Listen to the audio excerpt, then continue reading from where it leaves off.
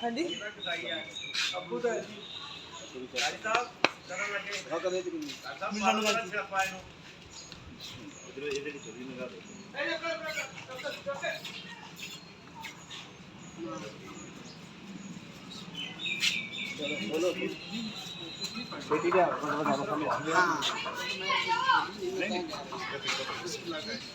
ठीक है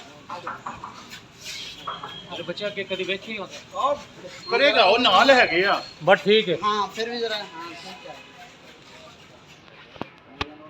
क्योंकि अगे साडे बच्चे जेहड़े ना दूर दूर ही है ਹੁਣ ਪਹਿਲੀ ਵਾਰੀ ਹਿੰਮਤ ਕਰ ਲਓ ਮਾਸ਼ਾਅੱਲਾ ਪਿੱਛੇ ਹੋ ਜਾ ਜ਼ਰਾ ਪਿੱਛੇ ਹੋ ਜਾ ਪਤਾ ਜੇ ਹਾਂ ਸਰ ਅਜੇ ਉਹਨਾਂ ਨੇ ਗਿਰਾਣਾ ਤੇ ਪਛਾੜ ਤੋਂ ਹੋਏਗਾ ਉਹਨਾਂ ਨਾਲ ਆਪਣਾ ਕਰ ਲੈਂਦੇ ਉਹ ਇਧਰ ਤੜਪ ਨਹੀਂ ਸਕਦਾ ਇਧਰ ਉੱਧਰ ਹੋ ਸਕਦਾ ਉਹਦਾ ਕੰਟਰੋਲ ਚ ਰਹਿ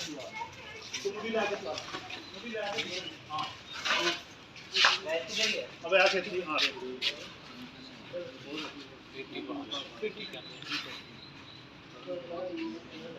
माशाल्लाह उस्ताद भाई का बेड़ा जोन सा है वो भी गिराने लगे हैं।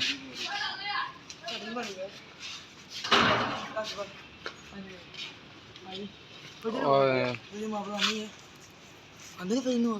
फजर दी सुबह तो बाद वाह यार तू मुंडी ले जा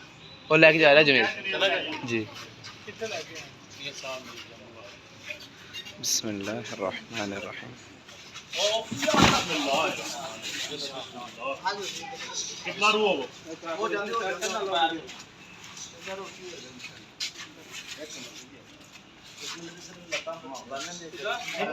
लत्ता बांध लो जी लत्ता बांध लो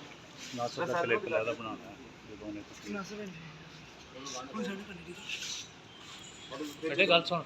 तू तस्वीर ही बना ले बाकी कर अच्छा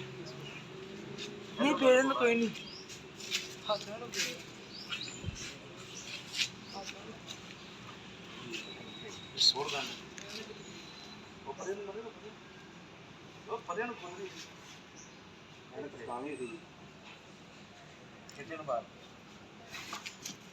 ठीक है तस्वीर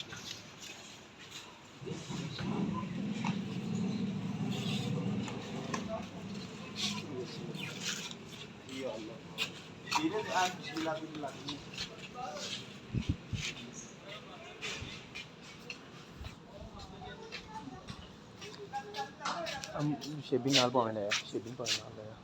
वीडियो बना के आ रहे हैं। उन्हें कितने जानी यार शेबी नाल जाइए इधर आंदे मोटरसाइकिल पीछे फड़ के बैठ रहे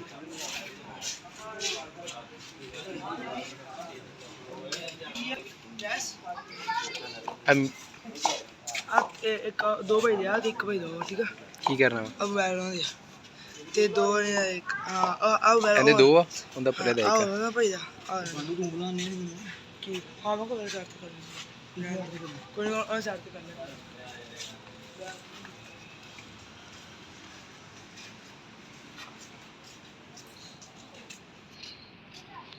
ये भी कहता तेरे पापा ने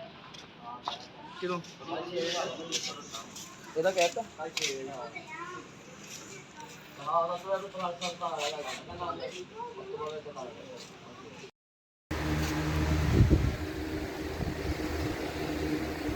ईद मुबारक सारे ग्रुप वाले फैमिली ਨੂੰ ईद मुबारक माशाल्लाह ईद मुबारक सब ਨੂੰ ईद मुबारक जिथे जिथे ईद हैगी है